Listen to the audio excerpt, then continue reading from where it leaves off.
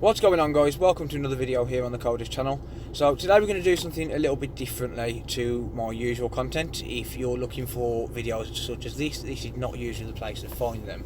I usually do programming tutorials and things like that. However, today I'm going to do something different. So a little over 7 AM this morning, O2's network went down, affecting millions and millions of customers in the UK. Unfortunately, it's been down ever since, so coming on to around 9 hours now, I think. And O2, if you look all over their Twitter page, all over their Facebook page, all over the news, they claim that it's just mobile data that's affected. But of course, being on the O2's network, I'm on GiffGaff, that's run on the O2's network, so I know different. It's also affecting calls. So I'm just going to show you a little call here.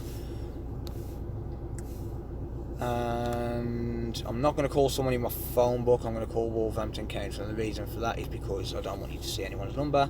So we're going to go ahead, and as you can see straight away it's not registered on network. So I'm going to show you a little workaround to that, and excuse the shakiness, I am in my car, I am pulled over, don't use your phone while driving. So go to your settings, go to connections, go to mobile networks, and you can see here we've got the network mode and network operators.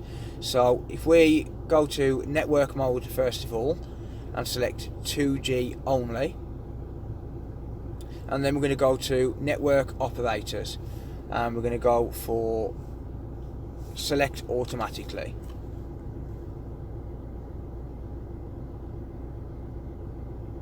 So we're going to give this a minute, it may take longer on your phone.